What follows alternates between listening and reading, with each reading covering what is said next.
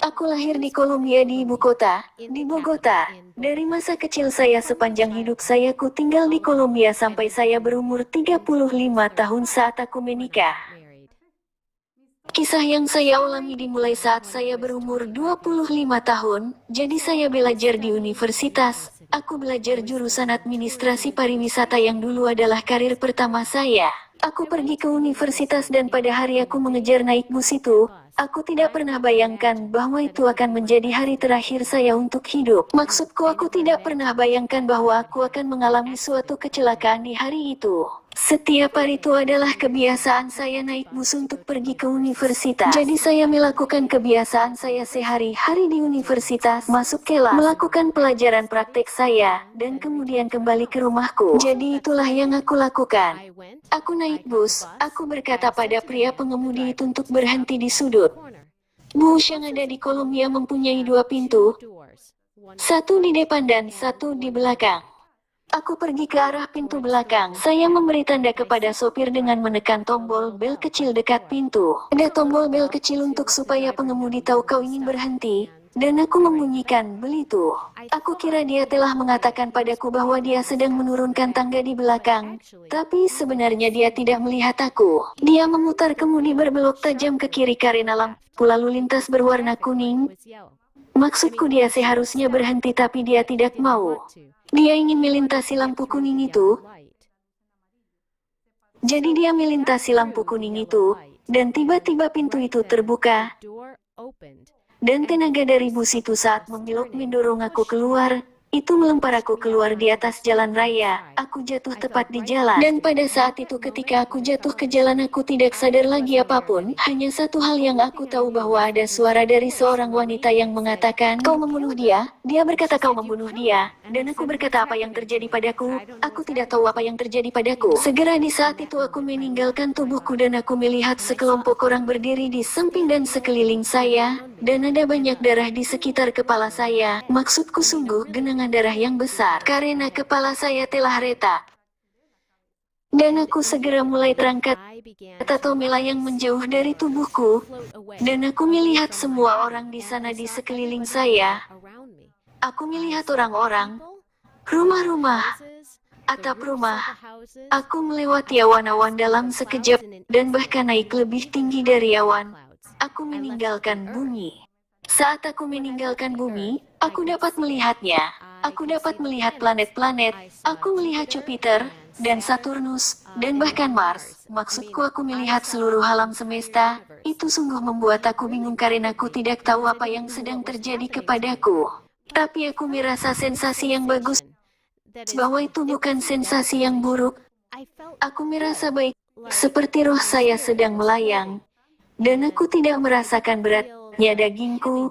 Kau tahu itu agak sulit untuk dijelaskan, tapi itulah yang aku rasakan saat aku meninggalkan tubuhku.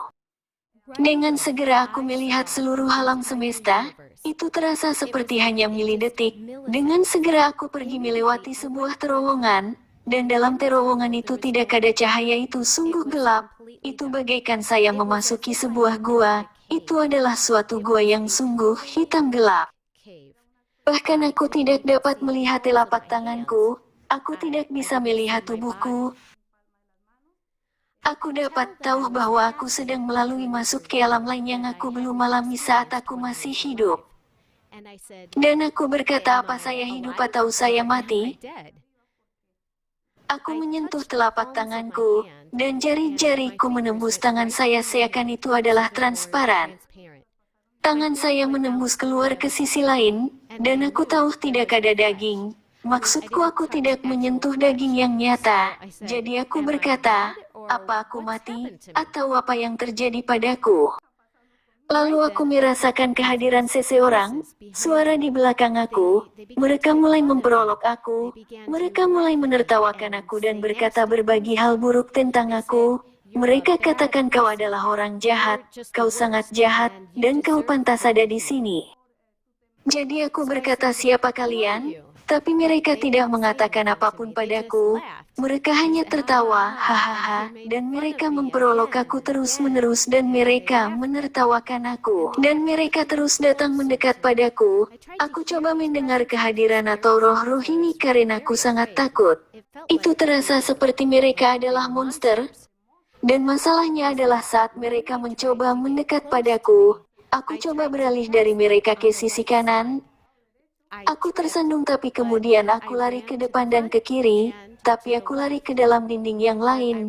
Dan disitulah saat aku menyadari saya sedang berada di suatu terowongan. Di belakang terowongan itu di belakang aku melihat api. Atau maksudku, aku merasakan panasnya api dari nyala api itu. Aku merasakan dan aku mendengar teriakan-teriakan yang seperti seseorang sedang disiksa. Orang-orang ini sedang disiksa.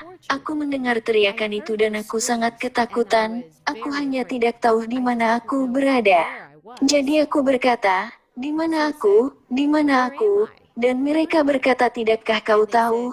Dan aku berkata, tidak, aku tidak tahu di mana aku. Dan mereka berkata padaku, kau berada di gerbang neraka. Dan saat mereka mengatakan itu aku sangat terkejut. Aku tidak tahu apa yang harus dikatakan. Aku tidak tahu harus berbuat apa. Tapi aku berkata pada mereka, aku tidak bisa berada di gerbang neraka. Aku orang yang baik. Aku tidak boleh mati. Tapi mereka berkata padaku, tidak, kau sudah mati. Dan kau akan berada di sini di tempat ini selamanya. Kau tidak akan pernah lagi mendapatkan kesempatan untuk hidup. Satu-satunya kehidupan masa depanmu akan berada di tempat ini. Dalam tempat penyiksaan ini, kau akan disiksa sepanjang masa. Kami akan menyiksamu selamanya. Dan aku berkata, bagaimana kalian akan menyiksa aku? Aku tidak mengerti. Dan kemudian mereka menangkap aku. Dan mereka menarik lengan tanganku. Mereka mulai memarut daging tanganku. Mereka punya kuku yang mengerikan panjangnya. Jadi saat mereka merebut tangan saya, setiap lengan itu seakan mereka menguliti aku hidup-hidup.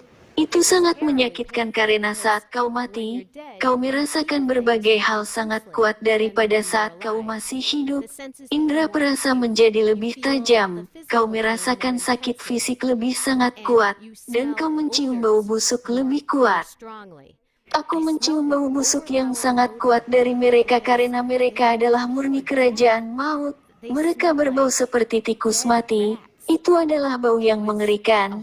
Dan aku tahu aku berada di suatu tempat yang buruk mengerikan. Dan aku berkata pada mereka, menjauh dari saya, tolong biarkan aku pergi. Tapi mereka tidak mau biarkan aku pergi. Satu-satunya hal yang dapat aku pikirkan, karena, ya pada saat itu aku seorang Katolik, aku pergi ke gereja Katolik, dan aku pikir itu cukup baik. Menjadi Katolik bagi saya adalah yang terbaik. Gereja tempat saya tumbuh menjadi dewasa sejak kecil. Maksudku aku dibesarkan dalam keluarga Katolik. Aku pergi ke gereja setiap minggu. Aku pergi ke gereja pada hari Minggu juga. Tapi aku tidak mempelajari Alkitab atau apapun. Aku sungguh tidak membacanya. Aku hanya mendengarkan pesan khotbah dan aku membaca bagian ayat yang pastor sampaikan pada kami dalam khotbah.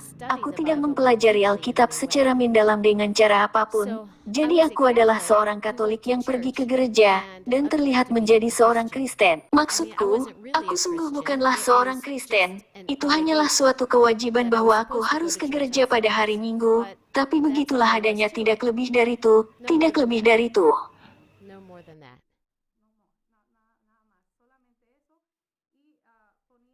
Rumah saya penuh dengan patung-patung. Aku punya patung perawan Maria. Ada Santa Teresa, ada Santo Martin,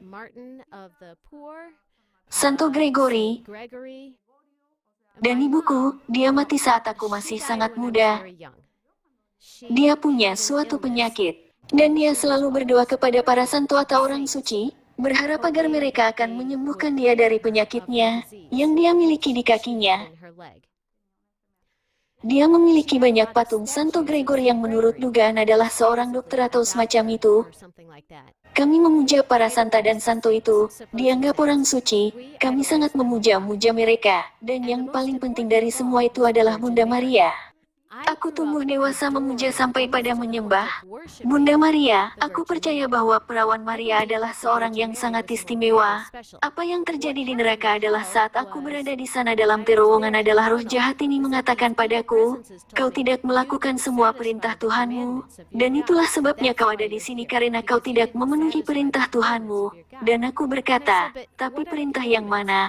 Aku tidak tahu perintah yang mana yang aku tidak lakukan. Kenapa aku pantas masuk neraka jika aku tidak membunuh?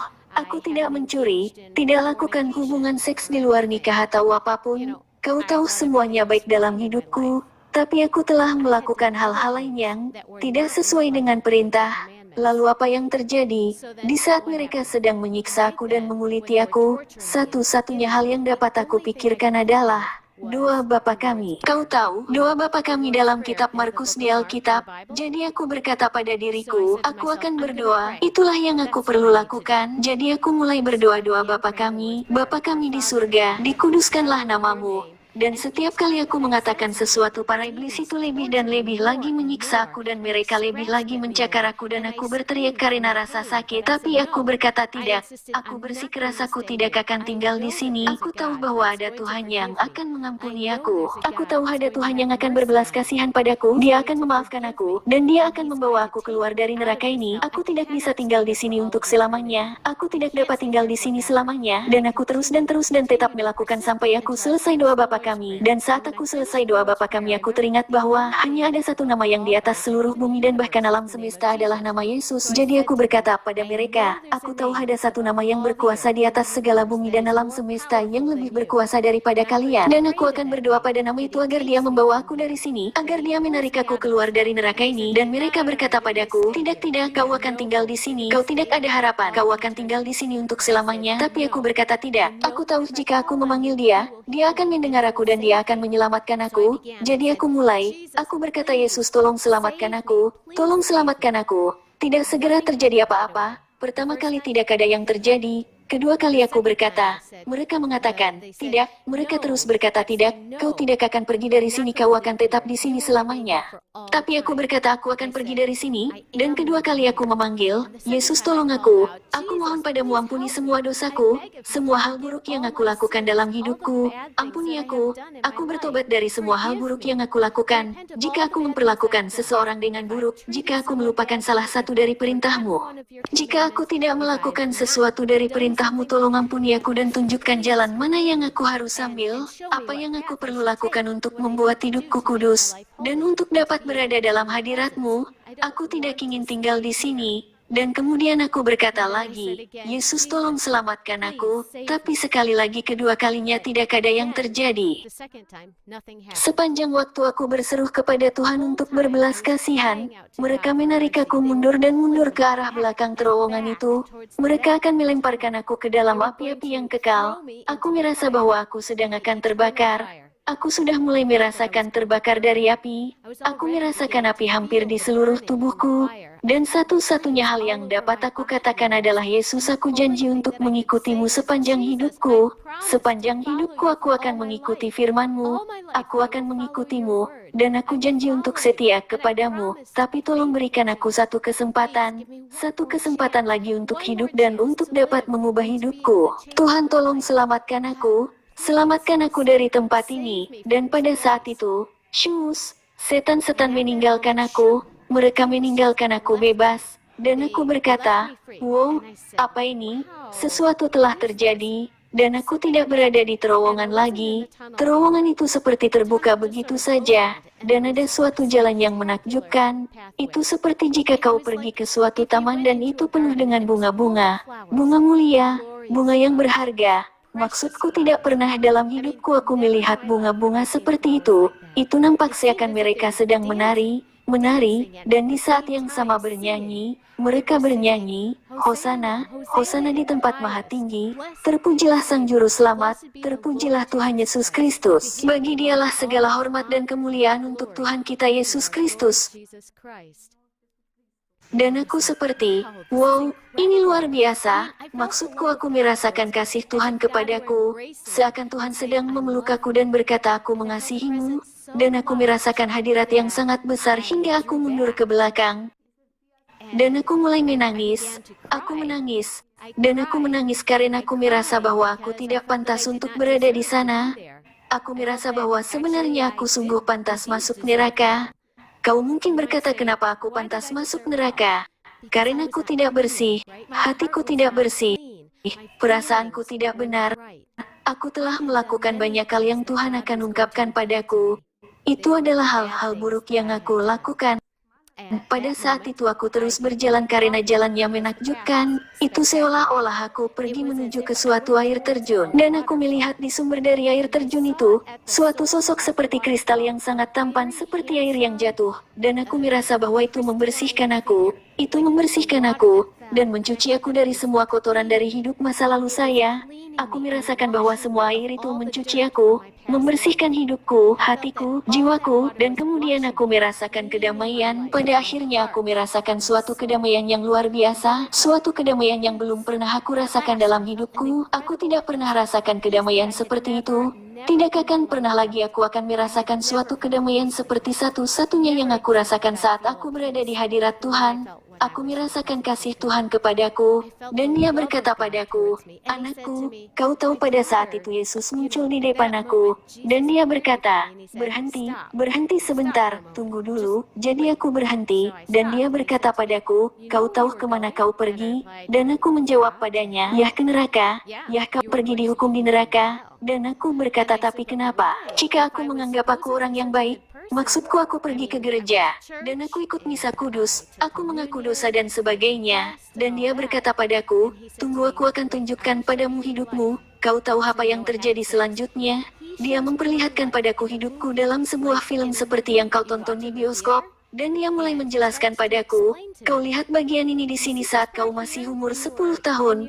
Kau jahat karena kau berbohong pada orang tuamu, dan mengatakan pada mereka bahwa kau akan melakukan satu hal tapi kau melakukan sesuatu yang lain. Itu kelihatannya kebohongan kecil, adalah suatu kebohongan besar di sini. Itu adalah suatu dosa besar.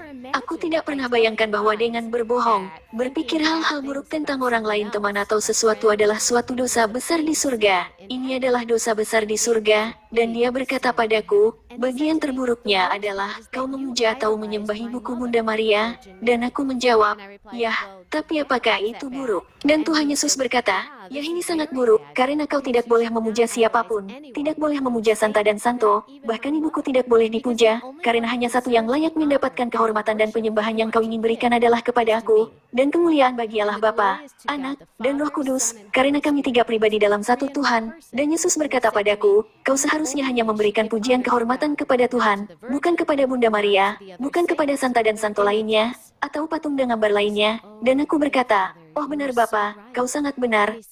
Dan Dia berkata, "Dosa yang lain yang membuat kau dihukum adalah dosa yang lebih buruk. Yang membuat kau dihukum di neraka adalah tidak mau mengampuni." Dan aku berkata, "Siapa yang aku tidak ampuni? Aku tidak tahu siapa yang aku tidak ampuni." Dan Dia berkata, "Kau tahu siapa yang kau tidak ampuni?" Dan aku berkata, "Ibu tiriku." Dan Dia berkata, "Ya, ibu tirimu." Dan aku berkata padanya, "Tapi dialah yang membunuh ibuku. Aku tahu bahwa dia yang membunuh ibuku." Dan aku berkata pada Yesus, "Dia melakukan praktek sihir. Dia menusuk dengan jarum di boneka. Itu adalah santet." Dan Yesus berkata padaku, "Yah, dia adalah seorang penyihir. Dia penyihir."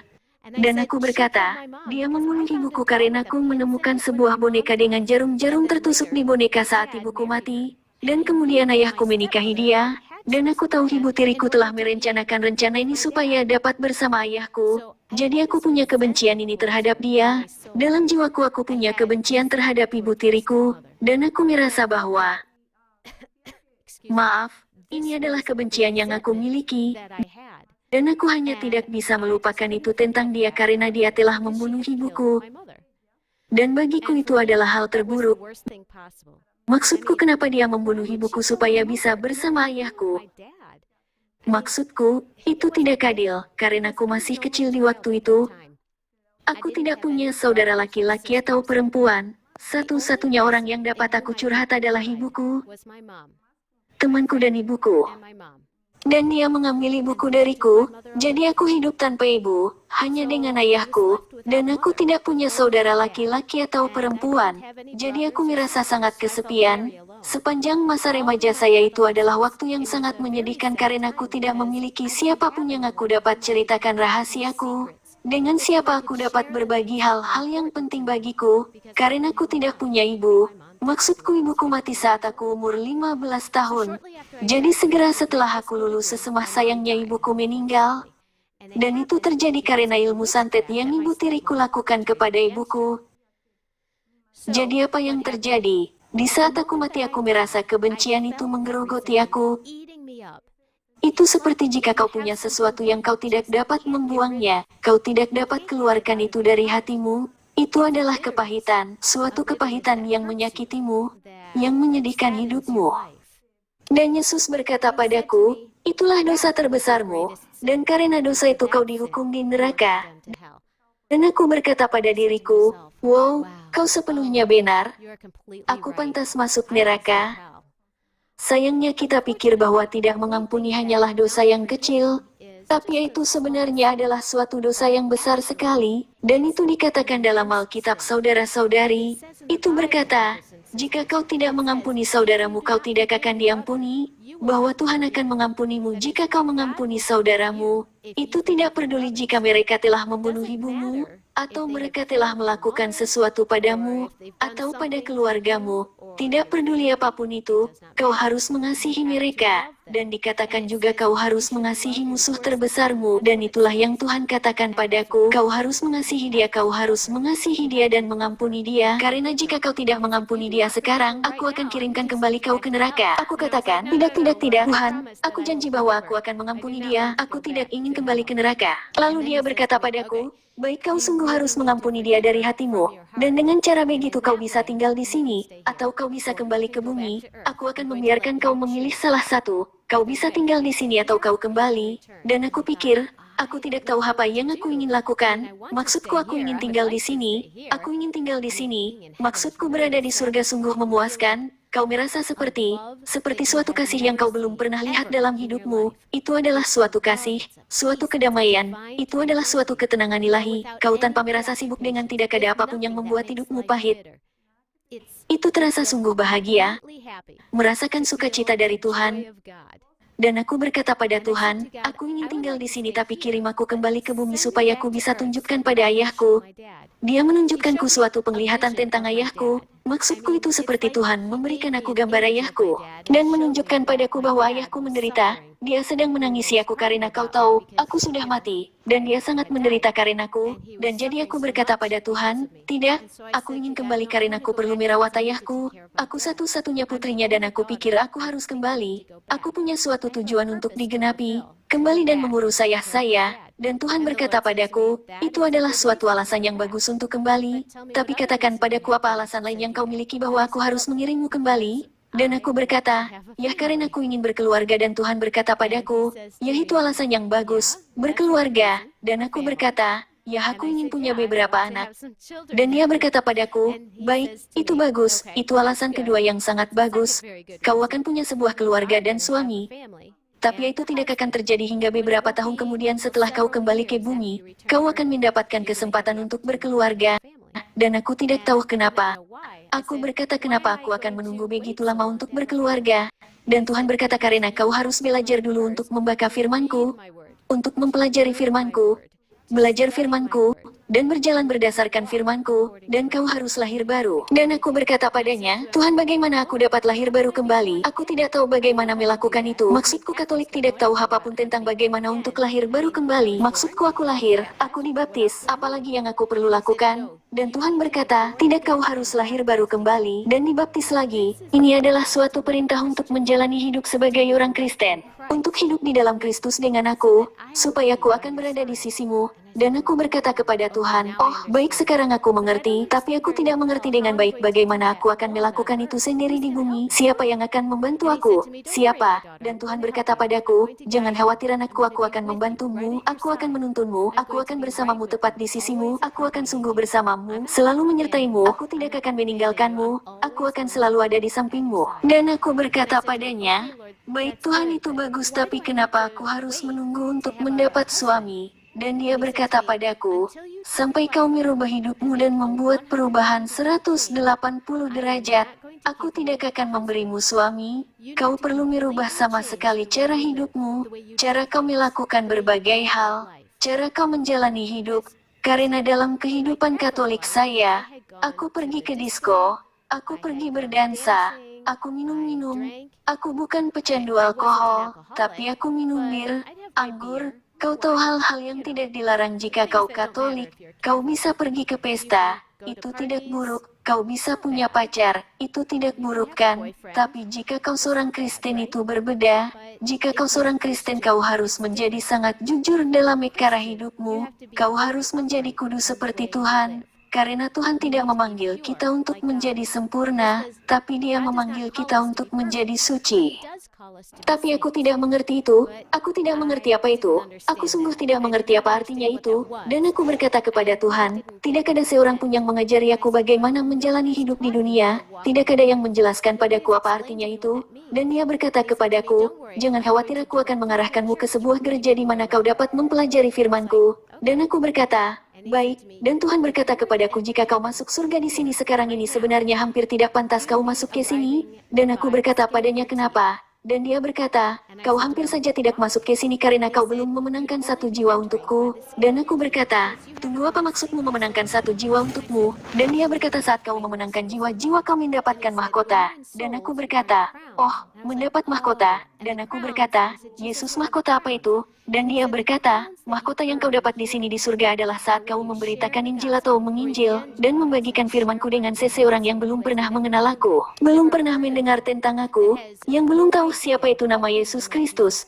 Jadi saat kau berbicara pada orang itu tentang aku, dan mengatakan pada mereka apa yang terjadi padaku, bahwa aku mengorbankan diriku untuk kalian semua, bahwa aku membayar harga dari dosa di kayu salib, dan saat kau menunjukkan pada orang itu untuk mengubah hidup mereka bahwa mereka harus menyerahkan hidup mereka kepadaku, saat kau memenangkan satu untukku, disitulah saat kau mendapatkan mahkota di surga. Dan aku berkata, wow, itu tugas luar biasa. Dan Dia berkata, ya, ini tugas yang besar, ini adalah pelayananmu yang baru. Kau harus belajar untuk mulai memuridkan orang, dan saat kau mulai melakukan itu di bumi untuk memuridkan adalah saat kau mulai mendapatkan mahkota, dan kau mulai membangun rumahmu, rumah besar tempat yang kau akan tinggal di surga. Kau mulai membangun itu saat kau masih ada di bumi, saat kau memenangkan jiwa untukku. Dan aku berkata, oh, aku tidak pernah tahu itu, aku belum pernah berada di dalam hadirat Tuhan sebelum saat itu. Kau tahu, jika aku tidak mati, aku tidak akan tahu bahwa ini bahkan ada.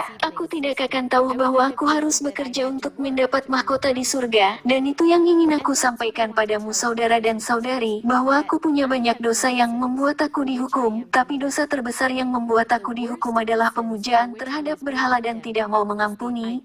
Tidak mau mengampuni adalah dosa terburuk yang Tuhan tunjukkan padaku. Tapi juga sebagai tambahan dari itu ada dosa karena tidak melayani. Dan Dia berkata, kau tidak melayani orang, kau tidak rendah hati, dan kau harus merendahkan diri di hadapan Tuhan, dan rendah hati di hadapan saudara dan saudarimu. Dan Dia berkata kau harus rendah hati dan melayani orang, dan mulai mengasihi orang seperti orang miskin. Sebenarnya itu tidak peduli jika mereka orang miskin atau kaya, tapi kau harus mulai memberi dirimu kepada mereka untuk melayani mereka. Itu adalah kau perlu memberi dirimu untuk melayani orang mereka yang yatim piatu, apakah mereka janda atau duda. Kau perlu mengunjungi orang tua di panti jompo yang sudah lanjut usia. Kasihilah mereka, berikan mereka hal-hal yang mereka tidak miliki, karena mereka tidak punya keluarga. Dan kau mulai untuk memperlihatkan kasih pada orang-orang di bumi, karena satu-satunya kesempatan yang kau miliki untuk mendapat mahkota adalah melakukan apa yang aku katakan padamu. Dan itulah yang aku ingin kau lakukan. Aku ingin kau mulai menunjukkan kasih pada orang-orang, hal-hal yang kau belum pernah lakukan dalam hidupmu sebagai seorang pelaku ajaran Katolik. Dan aku berkata padanya, ya, kau benar, aku belum pernah melakukan apapun seperti itu sebagai seorang Katolik. Aku tidak pernah ada pemikiran untuk melayani orang seperti di gereja Kristen. Dan sebagai seorang Katolik aku tidak begitu peduli dengan hal itu, karena sebagai seorang Katolik aku hanya peduli tentang berpakaian bagus, atau berada di sekolah SMA terbaik atau universitas, atau berpenampilan modis, atau nonton bioskop, dan semuanya itu aku pikir baik-baik saja. Maksudku itu bagus. Semuanya itu salah. Dosa yang aku miliki dalam hidupku adalah menjalani kehidupan duniawi. Itu adalah dosa besar. Kemudian Tuhan berkata padaku, baik aku akan mengirimkan kau kembali ke bumi, tapi sebelum aku mengirim kau kembali ke bumi kau harus tahu bahwa kau punya tujuan, dan tujuan itu adalah apa yang aku akan jelaskan padamu sekarang. Tujuanmu adalah memberikan kesaksianmu pada semua orang yang kau temui di bumi, dan katakan pada mereka neraka itu ada dan surga ada. Dan neraka itu nyata dan surga itu nyata. Dan bahkan jika kau hanya melakukan satu dosa kau akan masuk neraka. Jika saudaramu tidak menuruti 10 perintah dia akan dihukum di api neraka. Dan sangat menyedihkan bahwa ada banyak orang yang akan dihukum di neraka. Karena ada beribu-ribu jiwa di neraka. Maksudku itu tempat yang mengerikan untuk kesana karena melakukan bahkan hanya satu dosa. Dan saudara-saudari aku perlu mengatakan pada kalian, ini bukanlah tempat yang pantas bagi manusia untuk ke sana. Maksudku, itu bukanlah tempat yang orang inginkan untuk pergi ke sana setelah mereka mati. Maksudku tempat yang kita inginkan untuk pergi adalah surga, bukan neraka. Dan aku mohon saat ini pada kalian saudara-saudari, jika kau tahu bahwa kau melakukan suatu dosa, kau bertobat hari ini dari dosa itu, dari segala pikiran dosa yang kau miliki sebagai manusia, dan kau serahkan hidupmu pada Yesus Kristus, dan kau mulai menjalani hidupmu seperti Yesus Kristus, bahwa kau menguduskan dirimu, kau menguduskan hidupmu dan memberi yang terbaik dari dirimu pada orang-orang. Cobalah hidup lurus dan benar, bukan hidup yang berdosa, karena hidup berbuat dosa akan membawamu ke neraka. Dan setelah itu Tuhan mengatakan padaku, aku akan mengirimmu kembali ke bumi, tapi saat kau kembali kau tidak akan mengingat banyak, kau tidak akan mengingat beberapa bagian, karena aku akan menghapus beberapa hal yang terjadi dari pikiranmu, karena jika kau mengingat gambaran monster iblis itu, kau tidak akan dapat menjalani hidupmu dan menjadi waras. Kau akan bermimpi buruk tiap malam. Jadi aku akan menghapus bagian itu dari ingatanmu supaya kau bisa bertahan hidup, tapi aku akan meninggalkan beberapa bagian, supaya suatu hari kau akan mengingat semua itu terjadi dalam satu mimpi di suatu saat dalam hidupmu, saat kau menyerahkan hidupmu padaku, saat kau benar-benar sudah dibaptis, saat kau membuat keputusan untuk mengikuti aku 100%. Pada hari itu aku akan berikan kau sebuah mimpi supaya kau bisa tahu dan mengingat apa yang terjadi, dan supaya kau bisa memberi kesaksianmu kepada semua orang. Jadi apa yang terjadi saudara-saudari?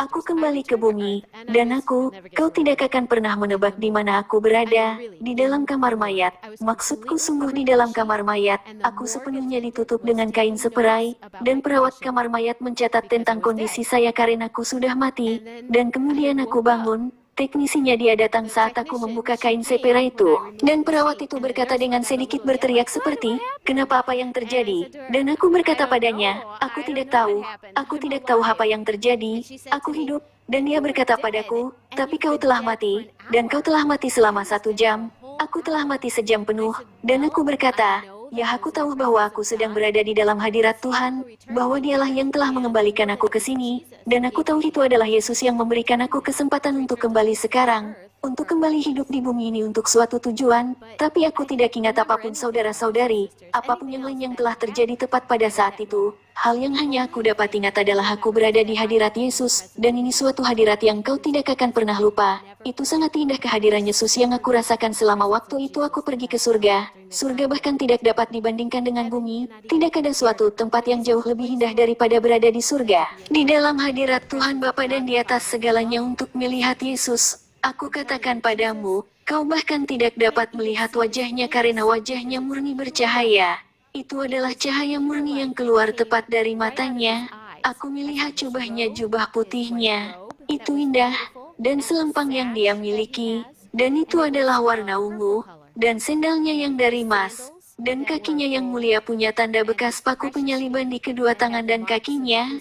Itu luar biasa, setiap orang pasti luluh di hadapan hadirat Tuhan kita Yesus. Itu sungguh sesuatu yang sangat indah, dan tidak akan pernah lagi aku terus menjalani hidup seperti sebelum bertemu hadirat Yesus. Menjadi seorang Kristen adalah suatu janji. Itu adalah suatu janji dengan dirimu sendiri untuk memperbaiki hidupmu menjadi lebih baik, menuruti 10 perintah, menjadikan itu lebih baik dalam segala hal, memberikan yang terbaik dari dirimu kepada orang lain dan kepada Tuhan juga, memberikan dari dirimu yang terbaik kepada Tuhan karena Tuhan ada di dalammu. Yesus di dalammu, dan melalui Yesus kita dapat melakukan segala perkara. Dan pada saat itu saat aku kembali, itu memakan 3 bulan penuh untuk aku menjadi pulih. Ukuran kepala saya 3 kali lebih besar dari ukuran bola basket. Maksudku bayangkan 3 kali lebih besar dari bola basket. Itu sangat besar. Kepala saya benar-benar hancur dan dokter itu katakan padaku mereka telah lakukan pemeriksaan sinareks, elektrokardiogram, ensefalogram dan segalanya. Dan mereka berkata kami tidak tahu bagaimana itu mungkin bahwa kau bisa bicara. Gerakan tubuhmu masih teratur, karena siapapun yang mengalami apa yang kau alami akan berada dalam keadaan lumpuh total. Mereka tidak akan dapat bicara, mereka tidak dapat berjalan, mereka tidak dapat melakukan apapun. Mereka hanya akan bisa kalau berada dalam hadirat Tuhan. Kasih-Nya yang tidak terbatas pada kita adalah bahwa Dia mengembalikan aku sehat sempurna dan waras seutuhnya. Bahkan tanpa satu pun, bagaimana aku jelaskannya, Dia tidak membiarkan aku ada kerusakan sama sekali, sedikit kerusakan otak. Seharusnya aku kehilangan banyak darah tapi aku tidak mengalami sedikit pun kerusakan otak. Aku tidak ada retakan yang lain, maksudku semuanya normal, hanya kepala saya saja yang membesar, tapi selebihnya para dokter tidak mengerti. Mereka tidak dapat menjelaskan bagaimana aku bisa tetap hidup. Jadi pada kenyataannya ini adalah mujizat, dan aku percaya ini adalah mujizat karena Tuhan mengembalikan aku seutuhnya dan sehat di sini di bumi. Aku kembali untuk dapat kesempatan hidup kedua, tapi hidupku sepenuhnya berubah, sepenuhnya. Aku merasa bahwa aku punya hasrat pada Tuhan, untuk belajar lebih banyak tentang firman-Nya, dan aku mulai membaca lebih banyak, aku mulai lebih banyak mempelajari Alkitab, dan aku mulai hadir di gereja Kristen. Nah sebenarnya aku pergi kembali ke gereja Katolik dan gereja Kristen di saat yang sama. Itu seperti aku masih tidak yakin bahwa aku harus merubah lingkungan saya, agama saya, tapi aku merasakan panggilan itu bahwa Tuhan memanggil aku, tapi aku berkata aku tidak tahu apa itu hingga pada akhirnya. Setelah beberapa tahun, aku bertemu dengan seorang gadis di universitas. Aku telah berganti jurusan dan jurusan kedua yang aku ambil adalah bisnis administrasi. Dan pada jurusan kedua di universitas aku bertemu dengan seorang gadis Kristen, dan dia mengundang aku ke pertemuan kebangunan rohani Kristen, dan dia berkata padaku, "Hei kau ingin datang ke gereja saya?" Dan aku berkata ya, aku suka pergi ke gerejamu, dan aku pergi, dan saat aku ke sana, aku tidak pernah dapat perubahan seperti yang aku lakukan di hari itu. Pada hari itu Roh Kudus menjamah aku, dan aku rebah ke tanah, dan aku mulai menangis, dan aku tidak bisa berhenti menangis. Dan itu adalah hadirat Roh Kudus pada saat itu yang sedang melingkupi aku, membungkus aku, dan aku berkata padanya, "Wah, kenapa aku begitu banyak menangis?" Dan dia berkata ini adalah Roh Kudus. Dan aku berkata, "Oke," dan aku bilang padanya aku ingin dibaptis, aku perlu dibaptis. Dan dia berkata padaku, "Pasti kau bisa dibaptis tapi kau harus menyelesaikan dulu kursus pelajaran Alkitab." Dan aku berkata baiklah aku ikut kursus itu, dan aku mulai ikut kursus pengajaran Alkitab itu untuk dibaptis. Itu berlangsung, aku pikir sekitar 15 hari kursus itu, dan setelah kursus itu aku menetapkan keputusanku untuk dibaptis. Dan saat aku memutuskan untuk dibaptis apa yang terjadi? Pada waktu itu, di malam sebelum pembaptisan aku merasakan suatu hadirat yang mencekik aku. Itu sekitar jam 1 malam, dan itu sungguh gelap di dalam kamar saya di rumahku di Kolombia. Dan aku rasa seperti seseorang sedang mencekik aku, seolah-olah seseorang sedang mencoba menenggelamkan aku, dan satu-satunya hal yang aku dapat katakan adalah Yesus, Yesus, dalam nama Yesus, kau setan yang hadir apapun namamu yang keluar dari lubang neraka, kau harus pergi sekarang, kau harus meninggalkan aku, kau tidak bisa melukai aku. Kau tidak bisa, kau tidak punya wewenang untuk membunuhku, karena roh Tuhan yang lebih besar daripada kau ada di dalam diriku, kau harus pergi sekarang juga. Dalam nama Yesus, dan aku berkata seperti itu dengan sungguh percaya, kau pergi, iblis pergi, dan dengan segera dia meninggalkan aku tidak melihat dia, tapi aku rasa itu adalah iblis yang sedang menenggelamkan aku, yang mencekik aku, yang sedang membunuh aku. Saat semua ini sedang terjadi kamar saya sungguh sangat gelap, karena itu waktu malam jam 1 pagi, Dan aku merasa seperti ini, yang muncul suatu cahaya putih atau kamar saya itu seperti terang dengan cahaya putih, suatu cahaya putih yang cemerlang, dan aku merasakan bau melati seperti bunga-bunga, dan aku berkata, wah bau ini seperti di surga, dan aku sekali lagi merasakan hadirat dari surga, tapi sangat agung kesannya hingga aku menutup mataku, dan aku tahu pada saat itu Yesus berada tepat di depan saya. Dan aku tidak mau melihat dia karena intensitas perasaan hati yang aku alami, karena Yesus menyelamatkan aku untuk kedua kalinya saudara-saudari, untuk kedua kalinya dia menyelamatkan aku dari kematian, dan saat aku membuka mata saya dia sudah pergi, tapi aku tahu itu Kristus ada di depan saya, dan Yesus menyelamatkan aku untuk kedua kalinya, karena iblis akan membunuh aku.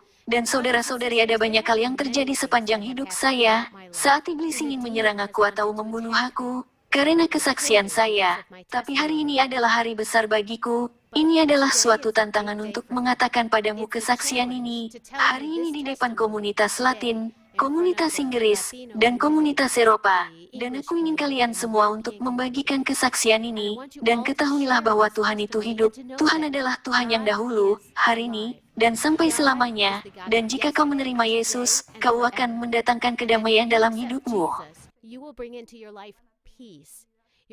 Kau akan hidup dalam kedamaian, suatu hidup yang sungguh dalam kebenaran. Tapi jika kau tidak membuat keputusan untuk menerima Yesus dalam hidupmu, kau tidak akan punya kedamaian. Kau tidak punya kesempatan untuk masuk surga, kau akan masuk neraka. Ini adalah satu-satunya kesempatan. Dan aku mohon padamu supaya kau melihat apa yang terjadi padaku adalah benar-benar terjadi. Ini nyata. Jadi siapapun orang yang telah mengalami seperti saya, yang punya pengalaman seperti yang aku alami, dapat mengalami hal yang sama, tapi jika kalian bertobat sekarang saudara-saudari, ini adalah cara supaya kau dapat menghindari masuk neraka, dan aku mohon pada kalian sekarang juga, pada saat ini juga bahwa kau punya kesempatan untuk memberikan hidupmu pada Tuhan, dan kau berdoa dengan doa sederhana dan berkata, Tuhan Yesus ampuni segala dosaku, segala kesalahanku, segala hal yang buruk yang aku telah lakukan, segala pikiran buruk yang aku miliki sepanjang hidupku, segala kesalahan yang aku buat terhadap saudara dan saudariku,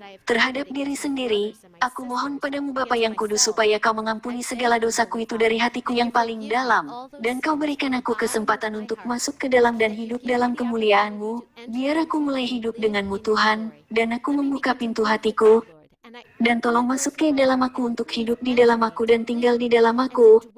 Aku menerimamu, dan aku janji untuk mengikutimu sepanjang hidupku. Dalam nama Yesus Kristus, amin.